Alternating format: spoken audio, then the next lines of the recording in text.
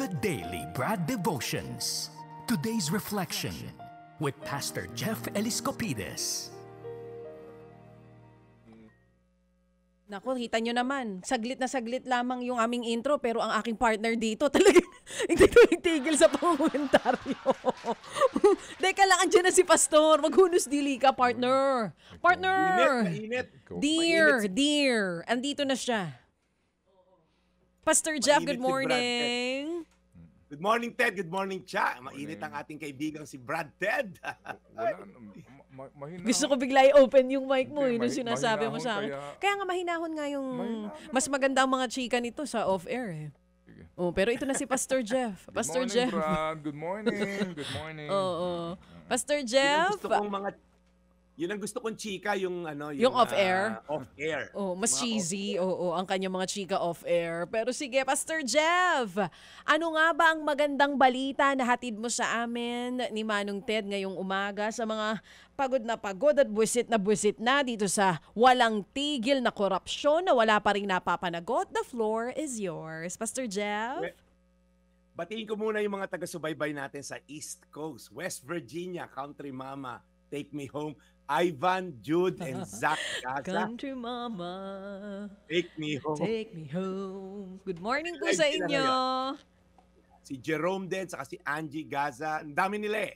Nakikinig lahat sa atin to. Sila Jaire, Lizelle, Drew, Rose, si Nico at Shaira ng Vancouver. Nakikinig lahat yan. And of course, si Sheila at si Sherwin.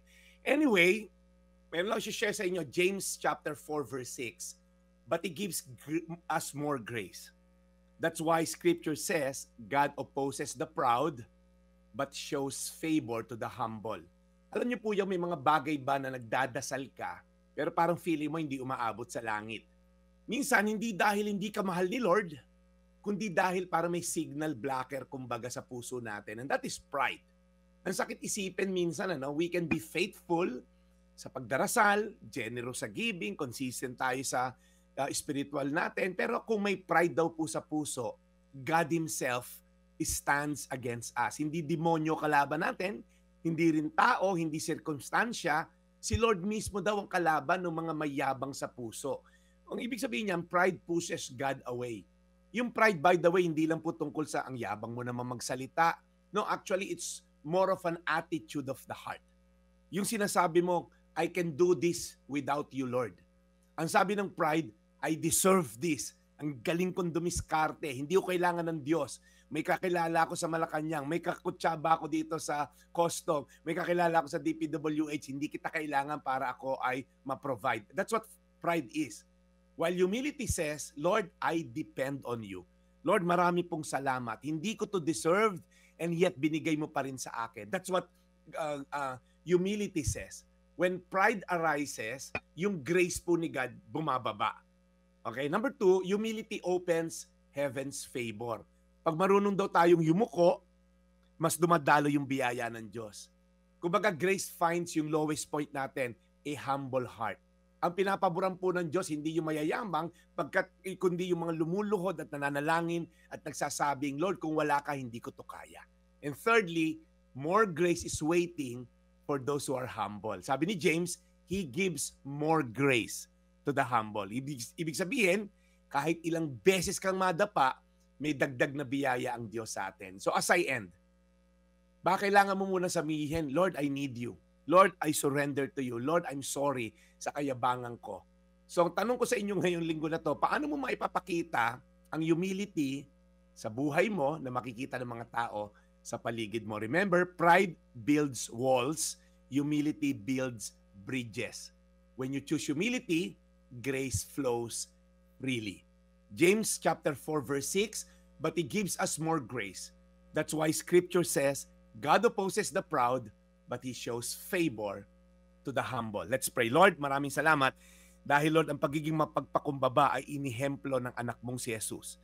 Nung siya'y naghugas ng paa ng kanyang mga disipulo, imagine a God na naging tao, and then He didn't come to be served, but to serve.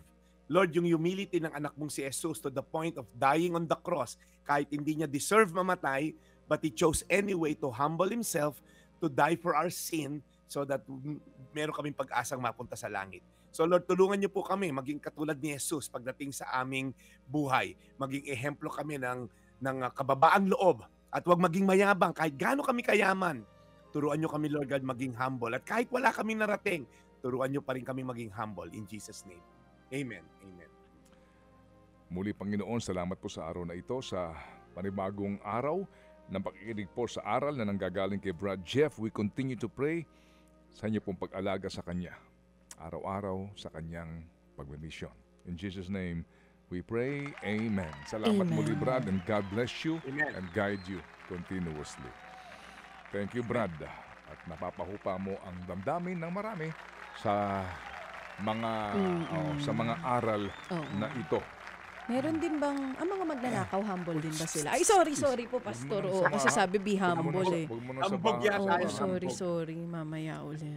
Hindi, maganda yung aral ni Father Jerry Orbos. Kung napakinggan mo ba, yung dulo, meron siyang isang homily. Ano sabi ni Father Jerry? Sa dulo. Oo. Mayaman ka nga, magnanakaw ka naman. Ganda. Amen. Napakasimple. Simple, diba? Pero malaman. Ang ganda. Ulitin mo, lakasan mo pa. Sabi niya, marangya nga ang buhay mo. Mayaman ka nga, magnanakaw ka naman. Tagos sa mga magnanakaw. At tagos sa mga nahihirapan, pero lumalaban ng patas. Tama na po, kasi meron na tayong... Teka, dito na pala. Pastor, sige nga, babay na muna. Pasalamat ka sa mga nakikinig sa atin. Sana gising yung mga taong dapat nakarinig kay Father Jerry. At anyway, ako'y magpapaalam na po. Ito po yung Daily Brad, your daily dose of inspiration. God bless. Mga kapatid, brothers and sisters, saan ka pa? Dito na tayo sa totoo.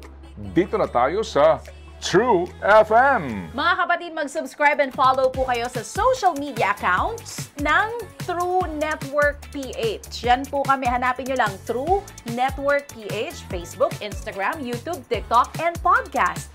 Mapa Apple or Spotify man yan, mahahanap nyo kami. Lahat ng mga napapanood at napapakinggan nyo po sa programa, nasa social media accounts namin yan. So, paano mga kapatid? See you sa social media!